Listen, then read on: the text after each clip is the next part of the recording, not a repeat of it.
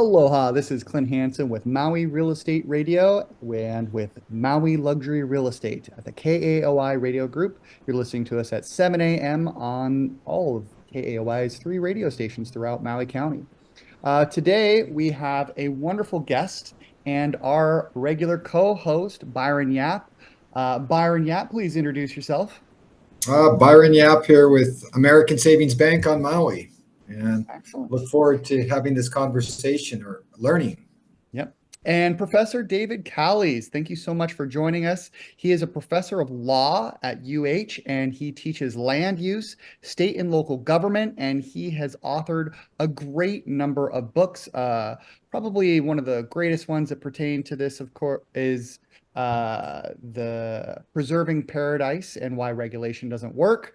We are here today to talk about, of course, the Minatoya.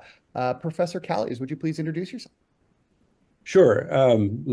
I should point out at the outset that I'm emeritus professor right now. I retired from teaching 3 years ago. I'm still active in the practice of law and various committees and consulting and so forth, but I don't teach at the law school any longer and have not for 3 years. I have specialized in land use since graduating from law school shortly before the earth cooled in 1968. I went to England to do a Master of Laws in planning law, and joined a large firm in Chicago that did mostly land use and local government work as well as utilities work. Then I came to Hawaii after several visits on one matter or another in 1978, 77 as a visitor, 78 as a full professor, and then was honored with the Kudo chair about 10 years after that.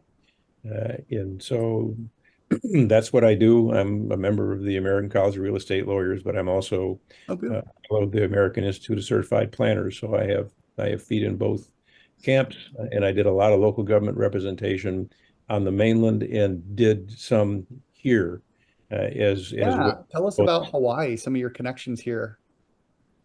Well, they're a little old right now. I got involved with the city council now about 35, 40 years ago, when they were doing a bunch of conferences on planning for growth management. And we brought in folks from the mainland to discuss different topics having to do with planning for growth management. Mm-hmm. And then I did some work for Harold Masumoto, who first was vice president for, I think, administration university, and then was the head of the planning group in the state level under John Y.A. That's right. And did some work for them as well. I haven't done much. I did teach state and local government law for 40 some years as well at the university. And so, try to impress on the students the nature of our strange governmental system here, different from the other 50 states, and very much so. How it affects and of course, a long and interesting history too that we could go on an entire show just to talk about. And I actually really want to do that in the future. But one of the pressing concerns that a lot of people have nowadays, because it affects their lives and the state of the economy here, is of course the Minatoya. And the Minatoya is, for all the uneducated out there, is initially an opinion by, I believe, Robert Minatoya, who was a corporation counsel attorney. And initially, properties were planned and for a variety of purposes. And a lot of these oceanfront ones that are A1, A2, R3, and whatnot were initially designed to be vacation rentals, front desks and whatnot. So they were approved and acted as vacation rentals. And then around 1989, people wanted more housing. It was a necessary thing, and there wasn't enough housing being built in conjunction with these vacation rental properties. Kihei is a prime example. 1960s, there's about 300 to 400 people that lived in Kihei, and it grew rapidly with the vacation rental development that came up from that. So everything from there forward was to be that are on those A1 and A2 were not to be vacation rentable. And then in the 90s, Minatoya gave his opinion that no, these properties are grandfathered in. If they were designed and built before 1989, then they should be continued to be vacation rentable. There was a lot of contention with this, but it was the general rule. And then the rule was eventually codified into law. Now, people get confused. There's a rule, there's rules associated with it, and then the list associated with it. The list is not codified. Just because your property is on that list doesn't mean you have the legal right to vacation rent. If you abide by the law, then you do. But of course, that's kind of the minutia. So now, in an effort to create more housing, the county is looking to abolish about a third of all vacation rentals that have been legally operating for over 40 years on the island. And the thought is that these will magically become long-term housing, despite the fact that they aren't really designed for long-term housing. And I've gone over, of course, the economic impact with Paul Brubaker. He's a fantastic state economist and has a long history here in Hawaii. And he pulled data from DBET showing that it would lose approximately 10,000 at a minimum jobs. It could be as high as 15 to 20, but at a minimum 10,000 jobs in an 84,000 workforce. And today I wanted to kind of discuss with Professor Callies the likelihood that this could go through, the process of this going through, and if it interferes with any kind of constitutional, state, or county rules, how this happens. So please tell us what your thoughts are on the rule in general. Well, the rule, of course, once it's effective, does not take place for 6 months to a year anyway on different parts of Maui. Correct. So it's probably not easily challengeable. It could be challenged on its face, I suppose, but that's a difficult thing to do until it's actually affecting property or affecting a lender or affecting someone who can show that he, she, or it are damaged by this. But when it comes to litigation, there are a couple of principal areas that are of concern and will be triggered, I'm sure, by trying to figure out what works and what doesn't. The first is the non-conforming nature of all of the properties that will not be able to be used as they have been used for, if as you say, for 40 years, some for a short term, whatever. There are two kinds of nonconformities, use and building. This is a non-conforming use, not a building. In other words, it's possible to have a building that violates certain bulk restrictions that have been put in, and so it's non-conforming and has to come down in a certain period of time if the government tries to do that. But in either case, what government should try to do, first of all, has to establish why it is that the use is no longer appropriate where it is. And this gets into the public use, public purpose, what is it that government's trying to accomplish?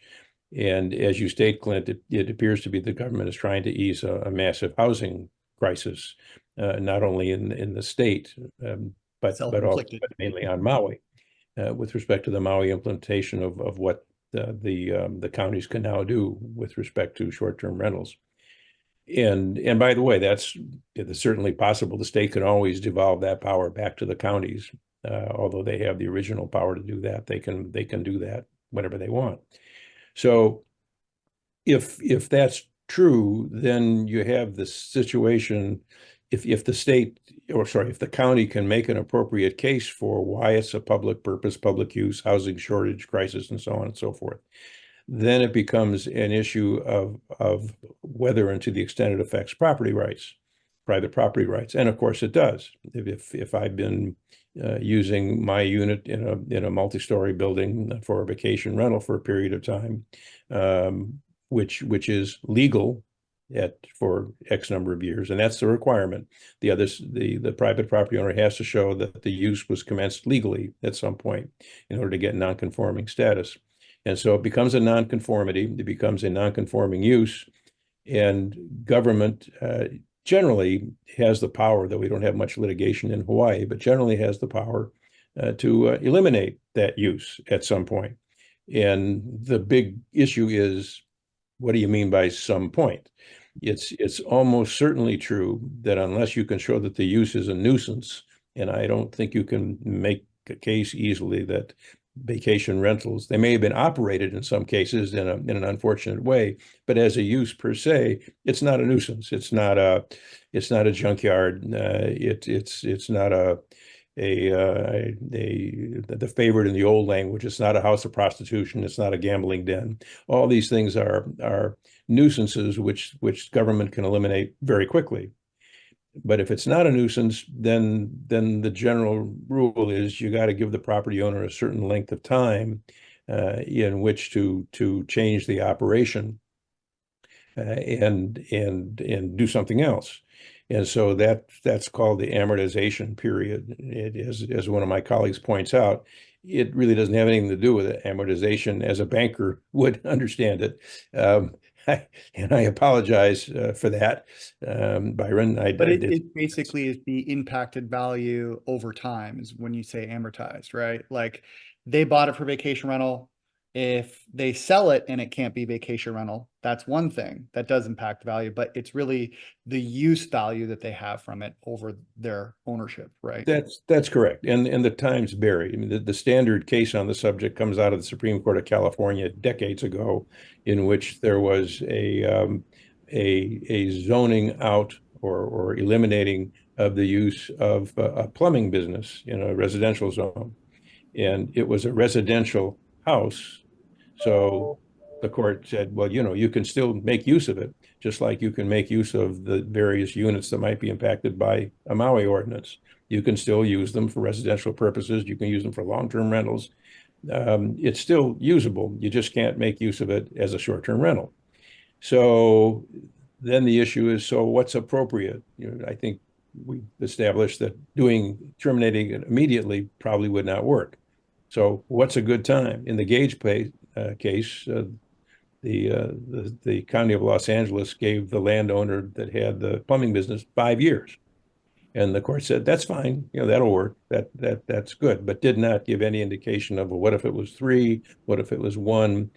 I think it's fair to say there's going to be a challenge, as I read the ordinance, of eliminating these uses in 6 months or a year, depending upon where it is in Maui, if I read it correctly.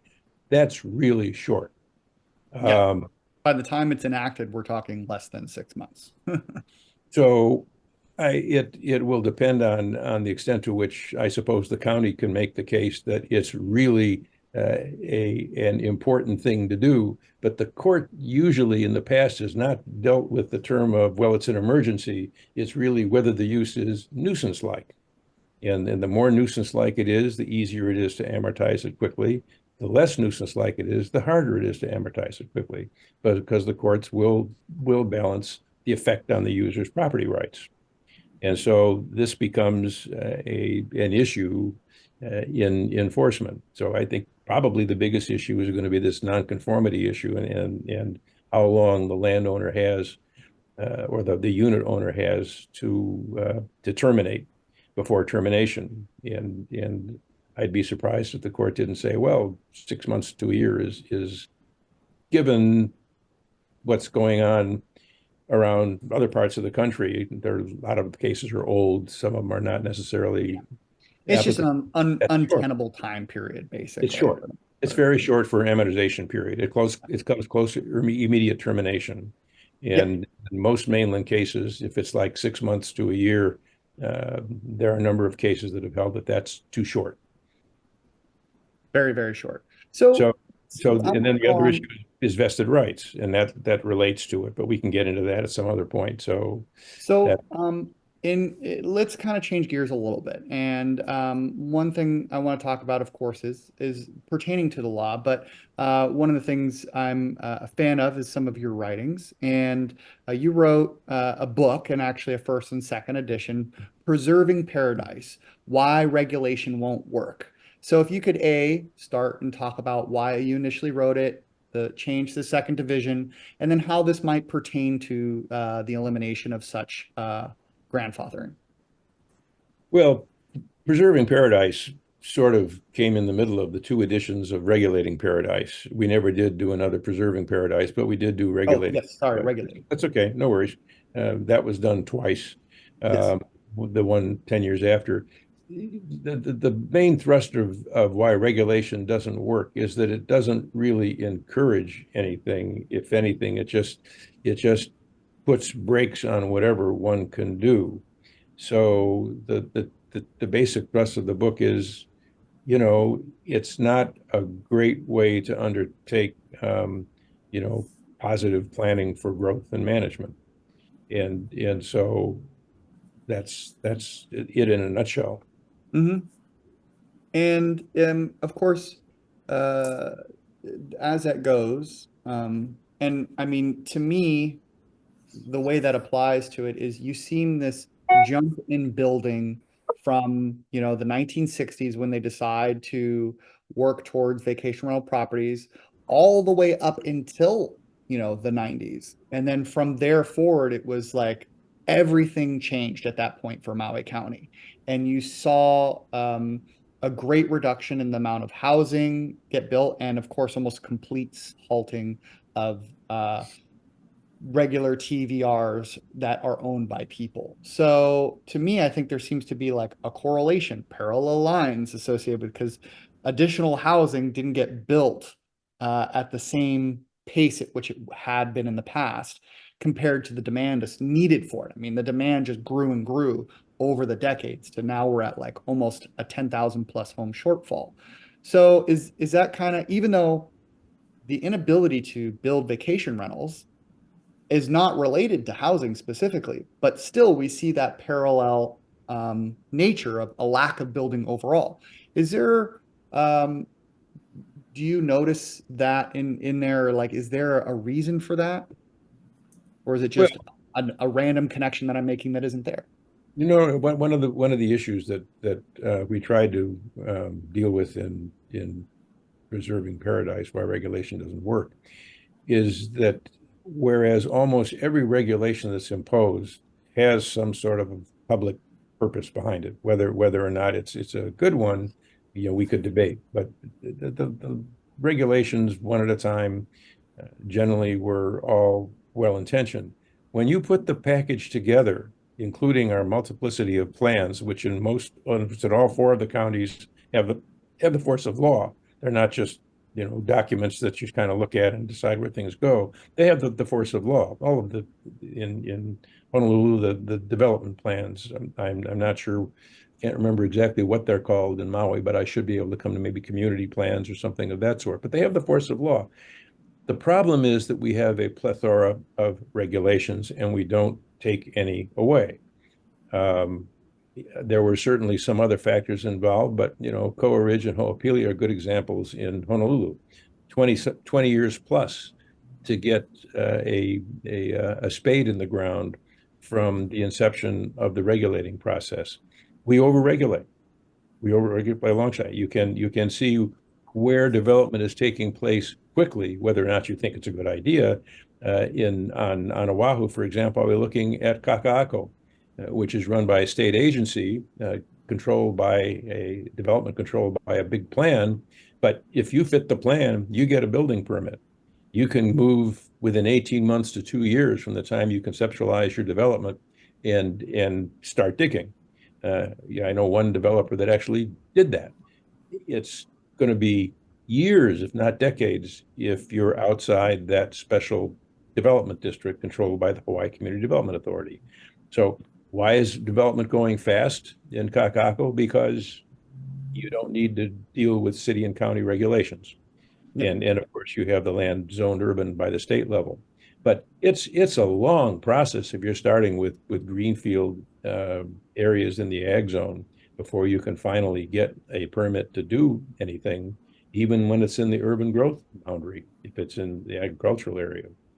So I circling back, it's an issue whether this bill, if it becomes an ordinance implementing the state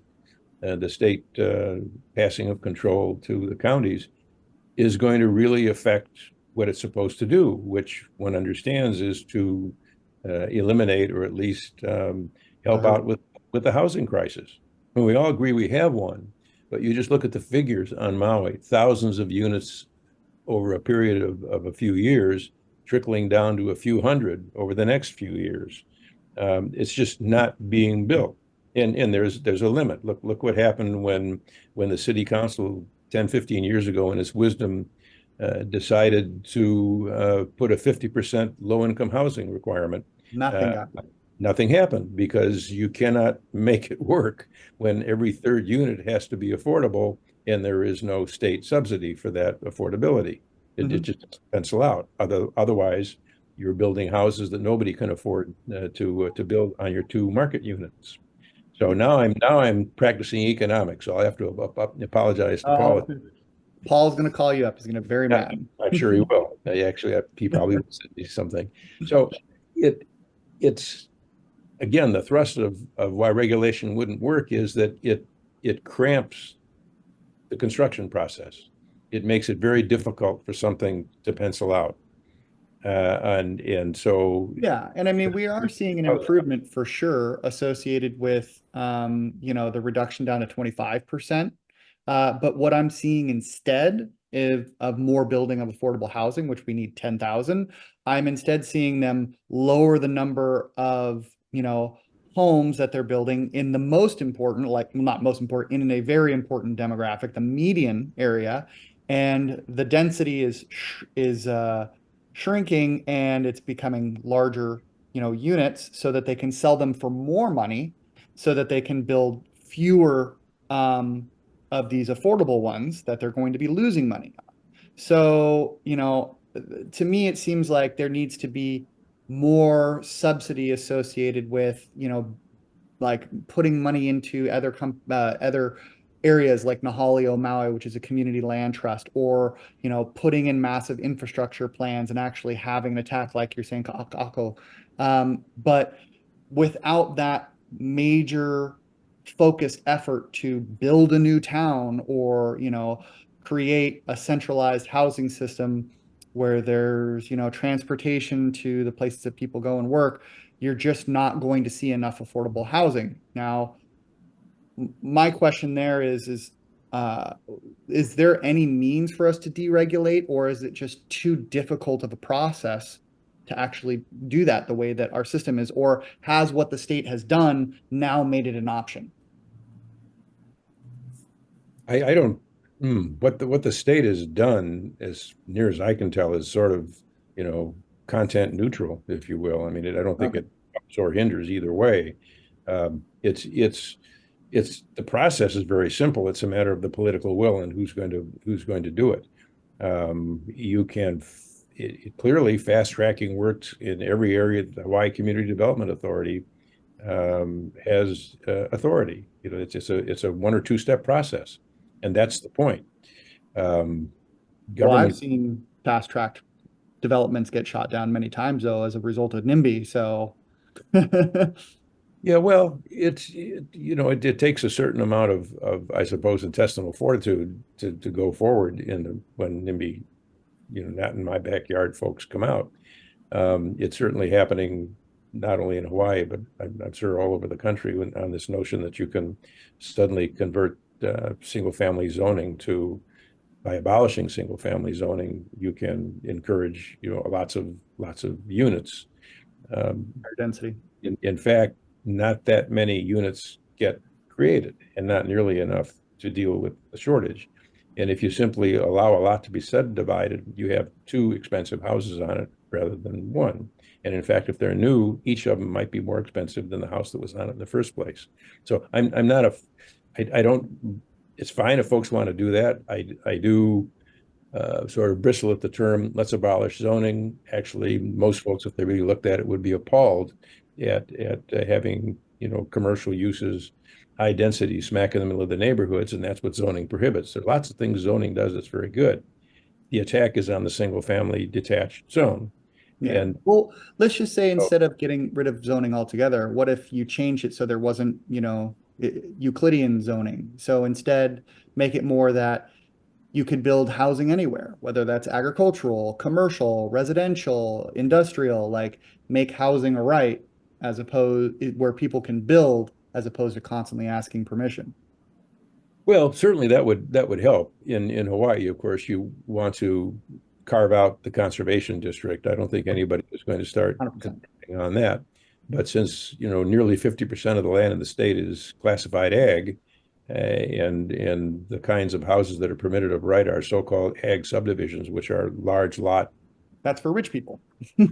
can be. That's the problem. I mean, That's I not what it's supposed to be for, but No, no. Well, the issue is how do you prevent that from happening and still permit folks to farm on small patches like coffee farmers?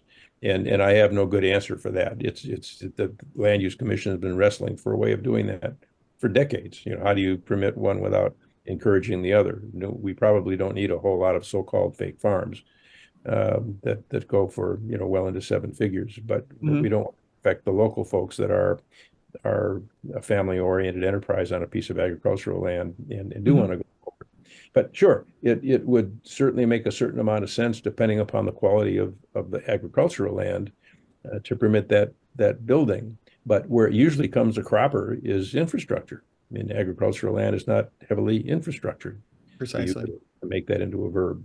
And that's become an issue. Look at the problems that Hawaii Homelands and the Hawaii Homelands Commission has had trying to get people on lots. You can get them on lots, but there's no water and sewer and no electrical connection. And I, take my head off for what it's Regulation. You have the West Maui Water Commission, which was the first of its kind. And the initial idea is that it was, I believe, voted in by the people, and it was sold as a means of preventing foreign entities from purchasing our water and stealing it, and I guess shipping it off to China, which was obviously not the case. But we did have, Mahi Pono come in, which is a Canadian-owned company, and they're using local water in order to farm the land. So, and of course, there's historical issues associated with that. But when you create, West Maui Water Commission, and somebody wants to use the groundwater, even if they have a well that's already in place and they can pull 1 million gallons a day, but they've only been pulling 100,000, they're not able to make that difference now, because historically they've only been doing 100,000 unless they get a permission from a committee that is now in place. And the same thing happens for putting in water for a new development or something like that. So how does that kind of regulation come in? Well, I'm freely admit I'm not an expert on water law. It is certainly you need water in order to develop it, but it's got to be piped in, so it's a community system, or as the EPA describes it, a publicly owned treatment works, that goes through. It's been an issue. Resources are an issue as well, but it goes back to the initial matter of infrastructure. The fastest way and the most in a lot of ways the most economical way to create housing is for the state to infrastructure land and turn developers loose on it, or become a contractor and build more stuff like the Mayor Wright homes in Honolulu.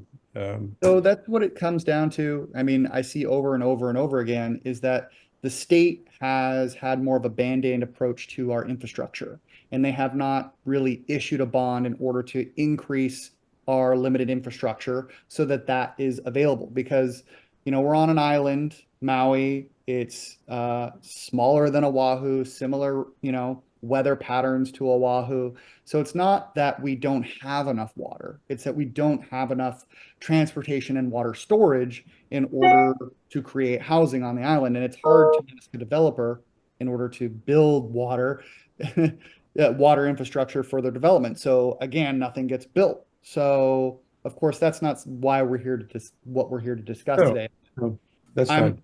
I would assume that is just a correct assertion that the county does have a constitutional obligation to put in infrastructure, and they've not been doing it. I'm not sure, quite honestly. I'm not sure it's a constitutional obligation, but that probably has an obligation generally as a local government to provide what it needs for its citizens.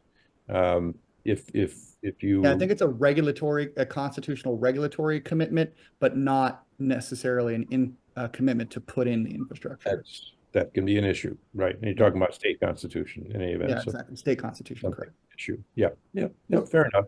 So coming back to the Minatoya,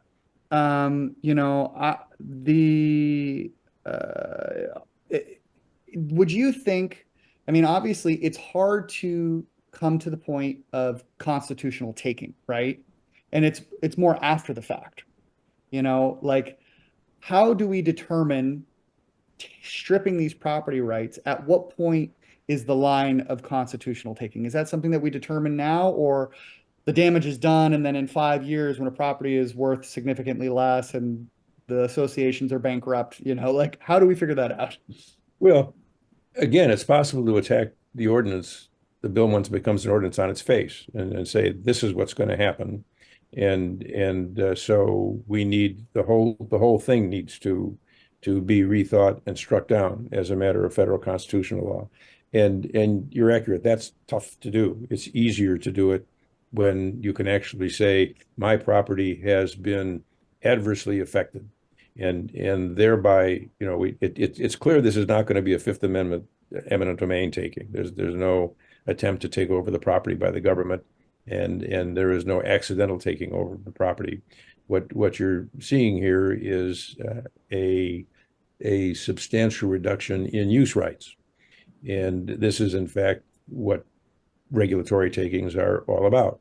We didn't even have regulatory takings until after the 1920s, but we have them now.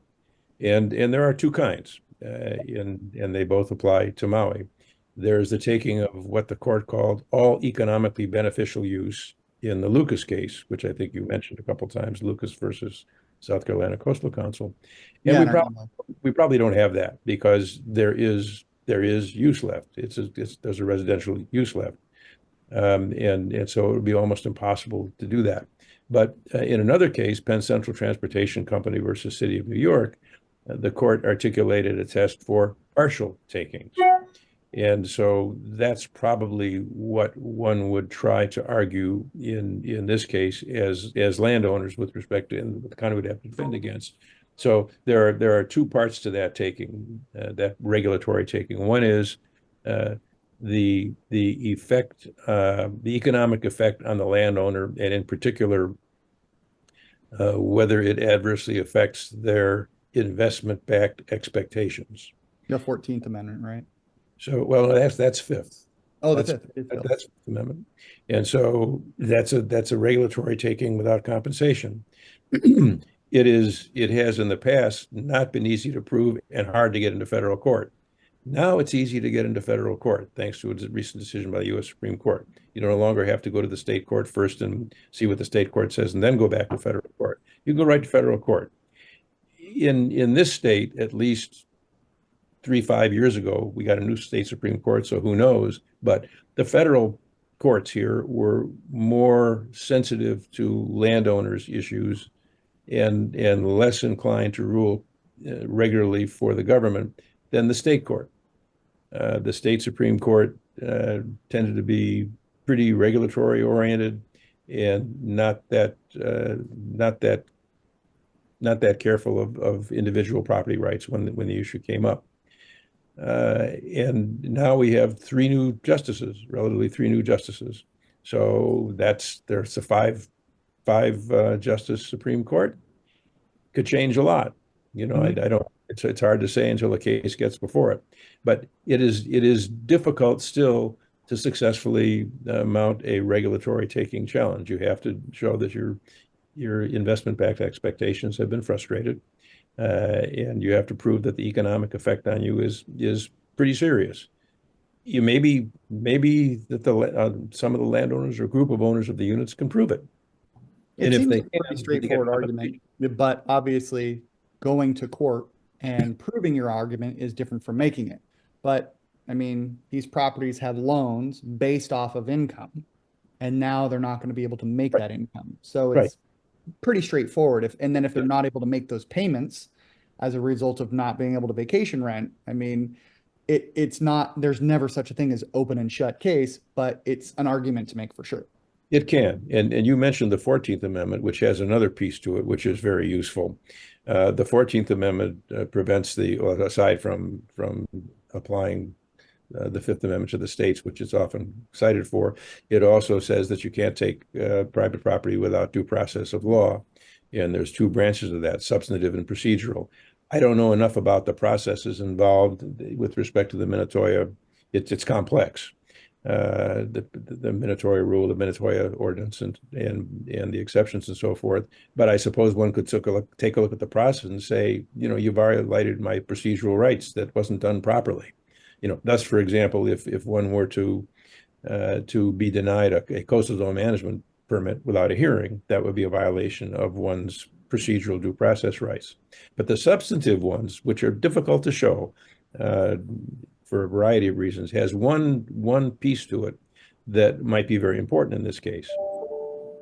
And an ordinance or a regulation attacked on Fourth Amendment grounds can be attacked on the grounds that it does not substantially advance a legitimate state interest, i.e., if the interest is in these cases to provide a lot of low-income housing, and it doesn't, then it falls, or having failed to substantially advance a legitimate state interest. That's a good point. So that makes the 14th Amendment at least something that the county should probably be prepared to defend against, because you're going to have to show that this helps the housing crisis, and by a lot, not by a trickle.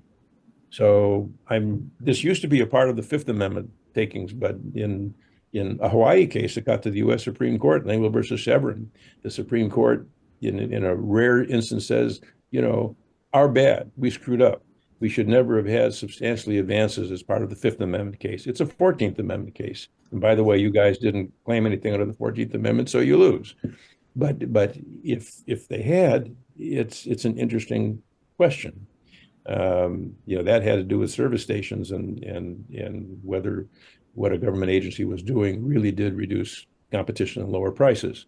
In this case, the county would have to show that the regulation contributes to solving the housing crisis that it's aiming at, and it does so in a substantial fashion. Substantially advances the legitimate state interest, not just a few. So it's a prong that we don't think about very often, but it's certainly a legal issue that's likely to come up. Do you think, I've got a question. Do you think that there's going to be individual lawsuits potentially, or, class action, if this passes because it's affecting so many people? What were your thoughts? Yeah, I'm not a torts person that could tell you what amounts to a class action, but if I can make that into lay terms, do I think a lot of people are going to get together to attack it? The answer is yes. I can't believe that individuals are going to have what it takes these days to mount a challenge legally. But if several hundred band together, then they can probably afford to mount such a challenge. It would likely be several thousand. There's individual complexes that are already preemptively coming together to talk to attorneys about challenging it. Obviously, I believe it's far too soon to do something like that, because historically the attack on the Minatoya has happened many times before, and it never seemed to accomplish the goals necessary that they're looking for, like increasing housing, because affordable housing, more importantly, because these are aging complexes with, cast iron pipes that need repiping, multi-million-dollar projects, seawall erosion, initial design, is it going to have enough parking? All these kinds of issues that are, in contradiction and wouldn't create affordable housing in the first place. So, but how do you see it? What's the end goal here? Do you think that would even get to that point, or do you think that they're going to evaluate it and be like, this doesn't work? Well, there's increasing evidence, and I think Paul Brubaker cited some, and I've seen in the newspapers, that ending something like, well, two answers, I suppose. In the short term, there's no question that what the governor did in his emergency proclamation by requiring folks to open their houses that are short-term rentals to folks who need housing because they've been displaced on Maui, that worked. And there was not much litigation, because the Constitution says there can't be a taking without compensation. And as I understand it, the governor was offering thousands of dollars per month to take these folks. Yep. And so on a very short-term basis, it works. Okay. It was a lot of carrot, not a lot of stick. Yeah. And it's an emergency proclamation. You got to get people housed.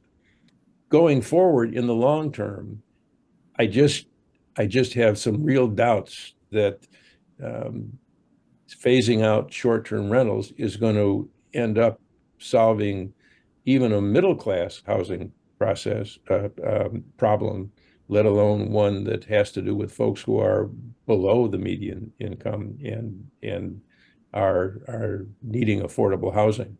I just cannot see that the numbers work out, and I don't see anything.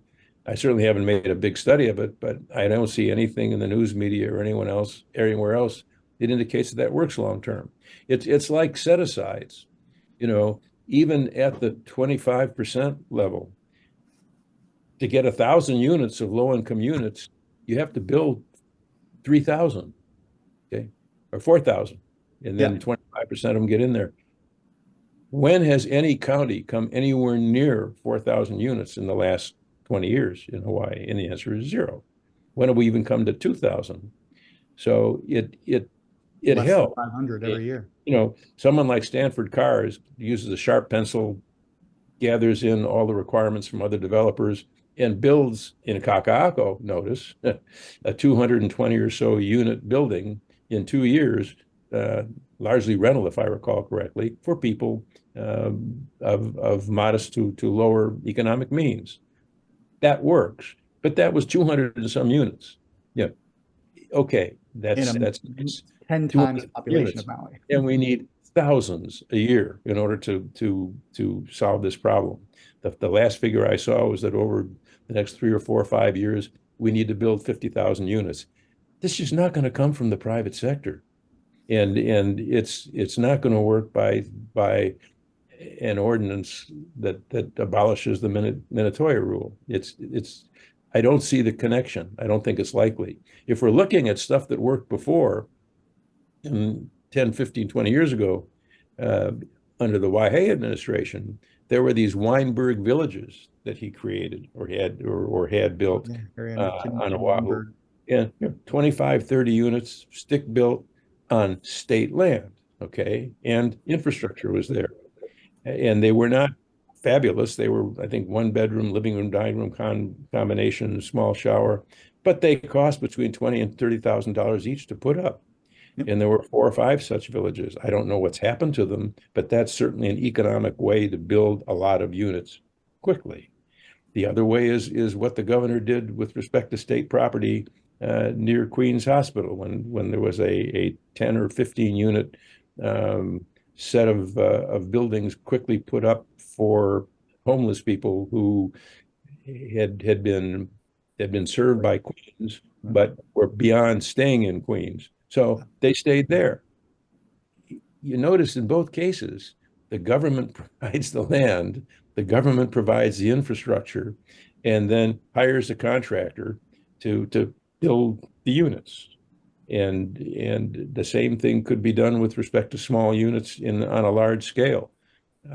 In medium term on Maui, that would be, I would think, extremely helpful. So would manufactured housing, so-called mobile homes in great numbers. Well, and I have a story about mobile homes specifically. I had somebody reach out to me that manages a multitude of uh, basically mobile homes throughout the United States. And he is definitely the foremost expert I've ever talked to, but he has extensive hands-on knowledge for creating housing in a variety of different states of that nature for mobile homes. And we're not just talking pre-manufactured double wides, we're actually talking about real regular trailers associated with it.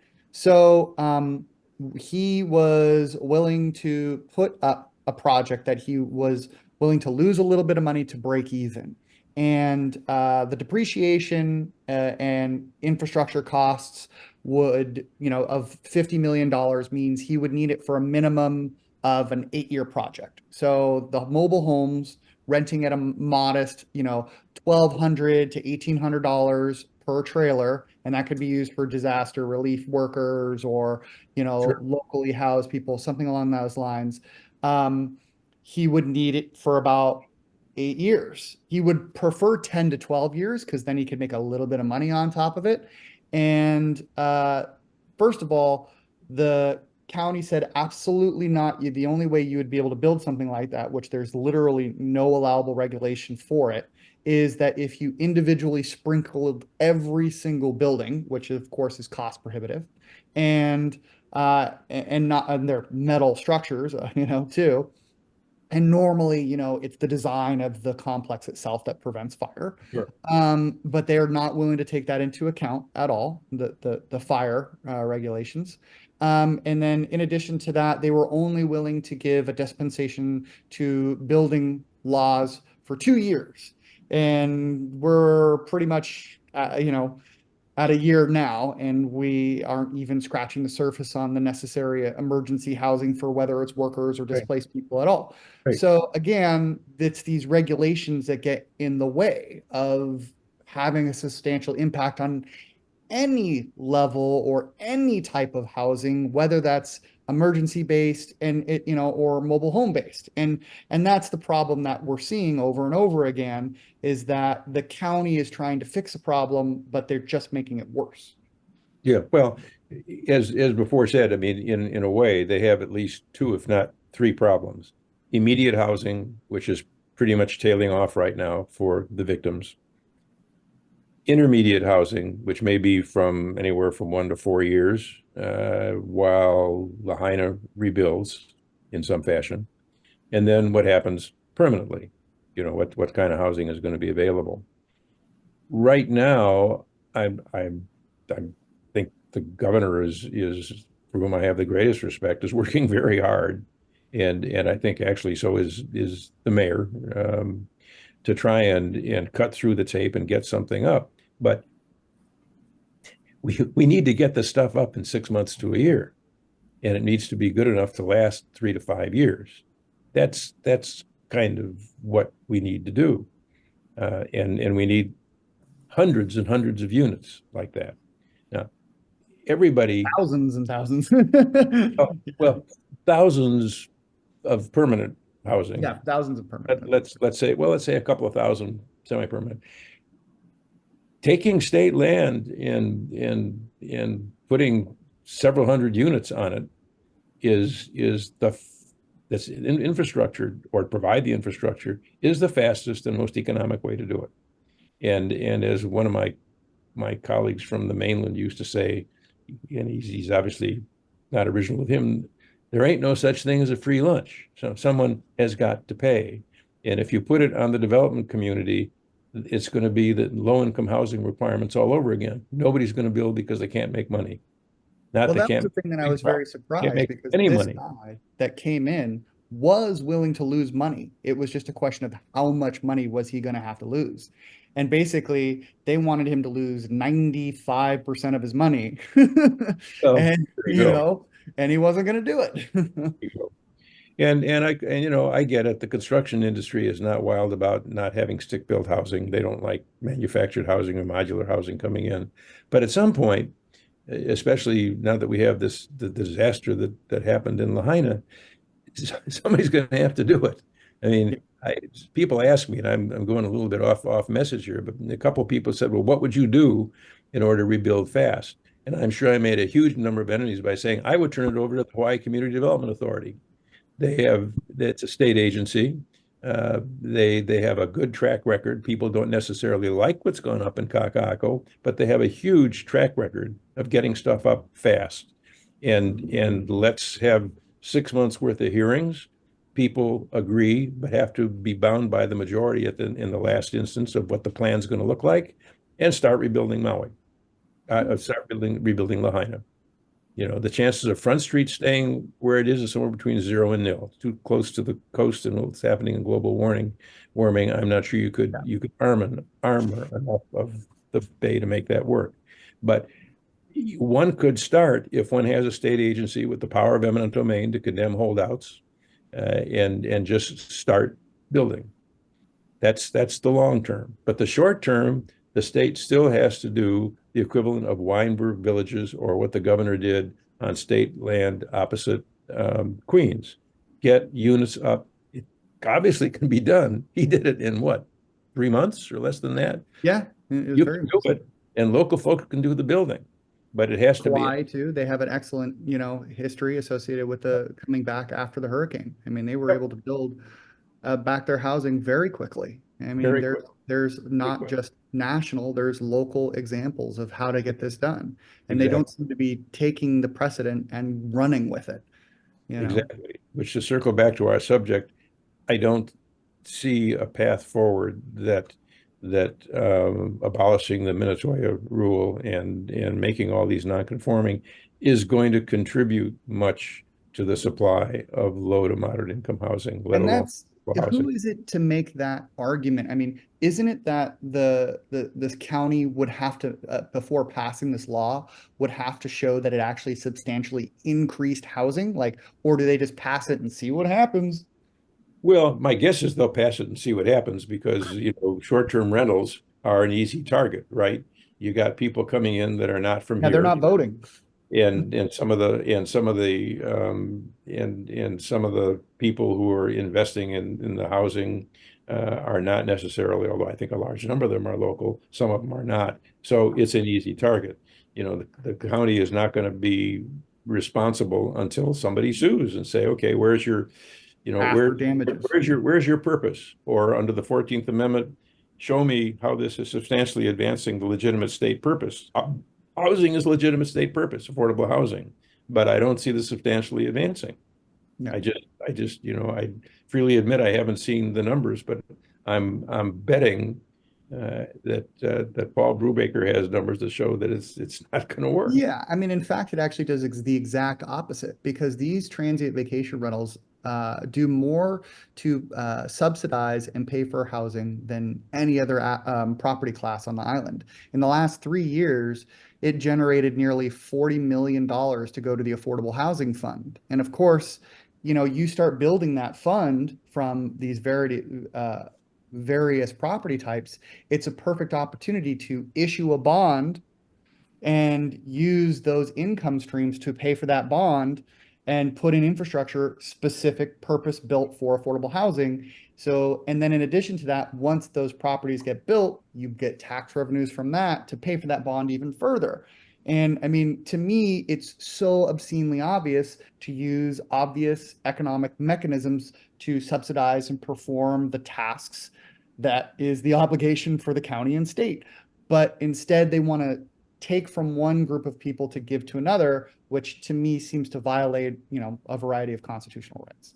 Well, there's certainly some issues in that regard. I go back to what seems to work. If maybe you've already had him on, but it would be very interesting to see.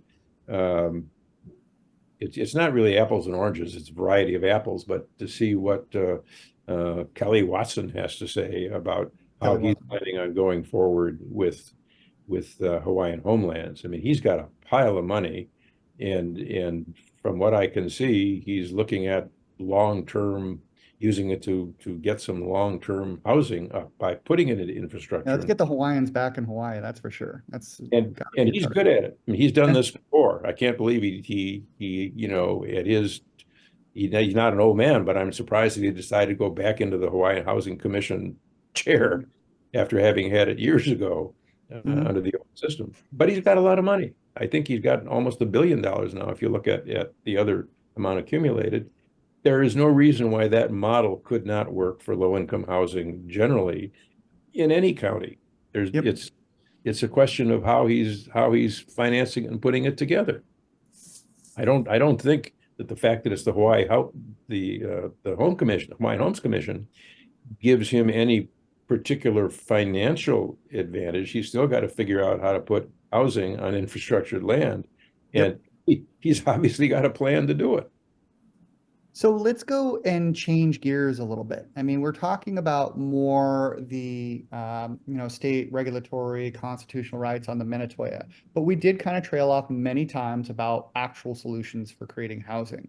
So one of the things I'd like to see is the successes of other states, because to me, the reason that we don't have housing is because it's such an incremental and difficult process to build something, even with the existing rules. If you want to permit things, it takes you many cases years. And we're not even just talking about entitlement. So we're just avoiding entitlement completely, even though that is 15 to 25 years to entitle a project It between can be, infrastructure and all that. can be. Let's just talk about properties that are already entitled. You just want to build a normal house on your land. I'm seeing many cases throughout the US where, there's like one county of 90,000 people that has a permitting office of 17 people, and they're able to get permits in less than a 3-week period. So why is it that we have such an ostracized and difficult process here, on our island and all the islands, as opposed to relying on licensed individuals to just file the paperwork, as opposed to having Papa Bear come and check on things? Well, I don't know that that is the process generally. My experience, again, as you're probably gathering, is mostly on Oahu, and certainly Yeah. the Department of Planning and Permitting has had some interesting challenges over the last few years. I understand that the current director is moving in that direction, to expedite building permits. Building permits should be issued in a matter of weeks, not a matter of months or years, because a And it is years. building permit. If you have all of your entitlements, which is an interesting phrase anyway, the current Supreme Court does not regard building a house on a single family lot as something you need to get into. Their position is you are already entitled to do that, and government has to show why your regulation is preventing it. We have sort of the opposite viewpoint in Hawaii. You have to prove, how you can get what makes it possible for you to use your land in the way you want to use it. You have to ask our permission. Wow.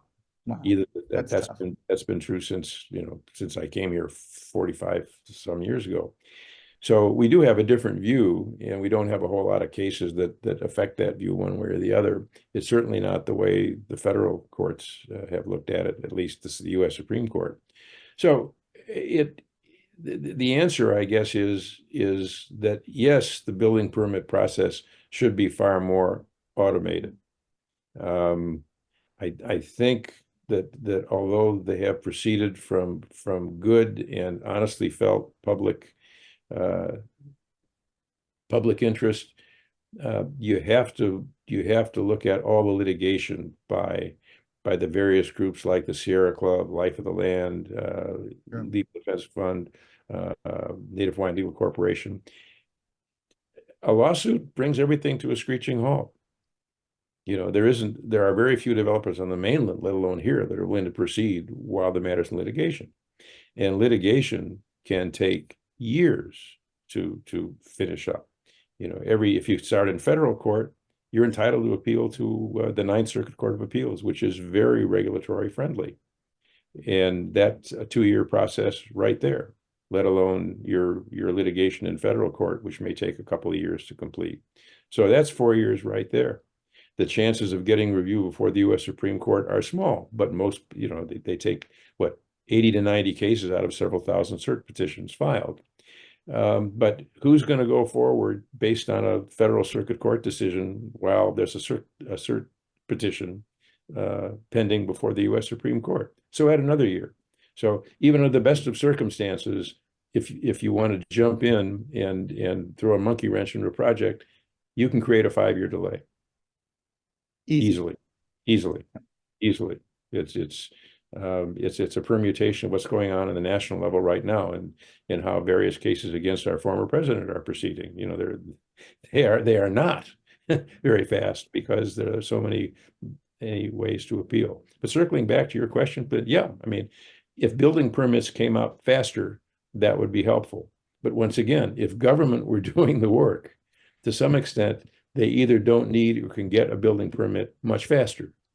And that's expedited permitting. Years ago, a couple of my former partners wrote a book called The Permit Explosion by Dick Babcock and Dwayne Fuhrer and somebody else. And even then, there was a national look at how permitting has delayed construction, and delayed construction raises costs. So there's got to be carrying cost is the #1 cost for any property. There's got to be a way of accelerating it. And it is certainly appalling that once one has one's entitlements, a building permit cannot issue in a few weeks. That is not rocket science. That is not. Okay. So we're getting towards the end of our show, and I wanted to say, now obviously you can't be any sort of final authority, but I would love your professional opinion. Now, with you think with the Minatoya, what do you think the likelihood of removing this is? I mean, given that it will, and I don't mean like the challenges that it'll face if it's approved. I mean, what do you think the likelihood of it uh, actually getting the ban happening, removing the ban? Like, I mean, sorry, removing the ban. What do you think the likelihood of banning the Minatoya will be? And the points at which people can speak up about why it would be socioeconomically bad for them personally and for the county. I don't know enough about Maui politics to be able to answer that question. I'm happy to just speculate, given the current situation and given what I see, at least the letters of the editor and testimony. I think you've got enough people to think that it will help, that I would say its chances are better than even. Yeah. I mean, it's going People need to speak up. If they don't want this to go through, they need to show up. Well, You know? folks need to be educated about, is this really going to help? I mean, I think most people think that this is a no-brainer. You know, kick out all the tourists that are taking these houses, and they're going to be available to local people. But you then need to ask two questions. A, is it really going to be available? And B, what's the cost going to be? Yeah. And to pass this law, they don't need to prove that. They just No, need to make the assertion, pass the law, and then if it doesn't work, then they can get sued. I think that's probably accurate. I don't think that there's any deviousness in what's going on here. I think that's just a fact of political life, and short-term rentals are not that popular except for the people who are in them and the people that own the property anyway. There have been enough miscreants that screw up the process for everybody, that I think that there's a sizable group in the Yeah. population that think good opportunity to get rid of these folks. They're not good neighbors. They mess us up. They're making money where we can't, name it. Yeah. And so it's going to take I think, a massive education effort to say, look, it ain't going to solve the problem. And it's really not a good idea, because look what it will do to the economy. Look at how much money is coming in. Look at the money that's contributed to the housing fund. Well, even when you do put those factual comments forward, it still is of whether or not they'll believe you. And that's difficult. To me, I've said this from the beginning, that unless you can have 1,000 to 2,000 people show up to testify that banning the Minatoya is a bad idea, it's going to get banned. Like, that's the only way I see it. Yeah. Unless you can get enough people from Maui to show up saying, if this goes through, we are ruined, then it's going through.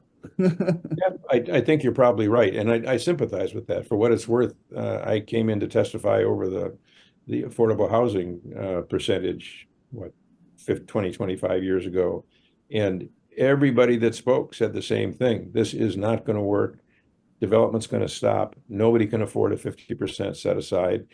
And we were told that we were development oriented and didn't think of the people, and it was passed. And sure enough, nothing happened.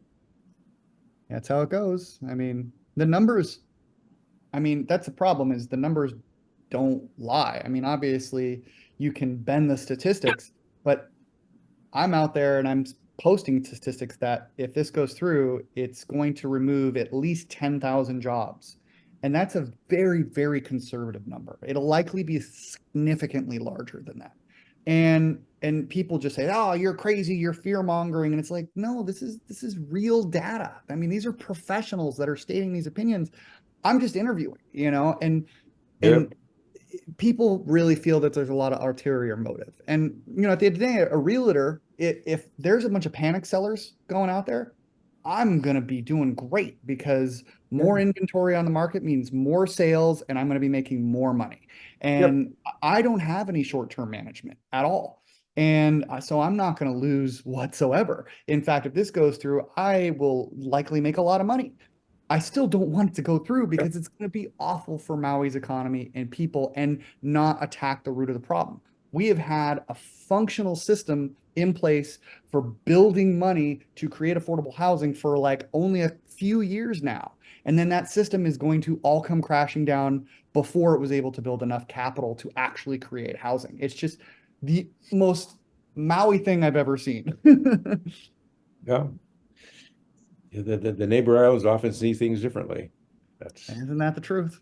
yep, I think that is. So is there anything you would like to say in closing? I was very valuable and I appreciate your time today.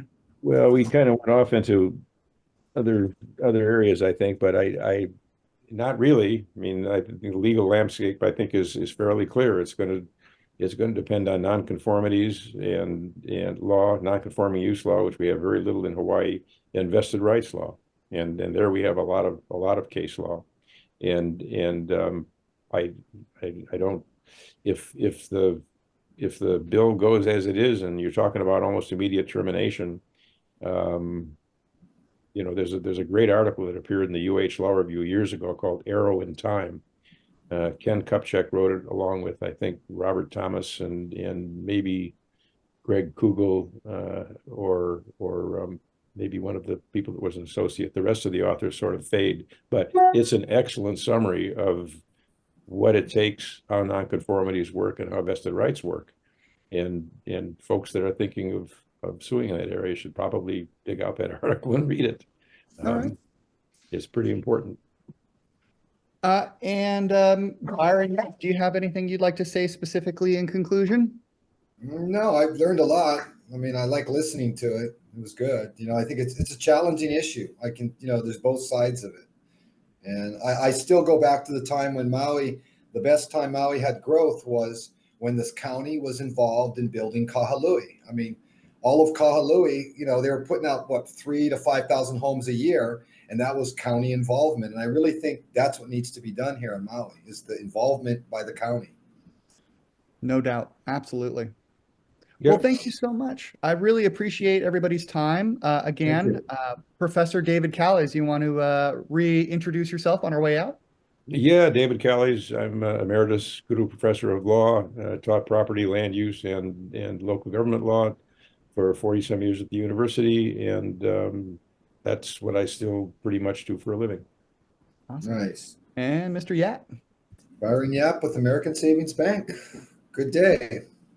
And I'm Clint Hansen with Maui Luxury Real Estate and Maui Real Estate Radio. You can go to mauirealestateradio.com and listen to this and all our radio shows there. And if you're looking for property you can always go to mauirealestate.net, one of the top local resources for real estate on Maui. We have over 40,000 unique visitors to that website every month.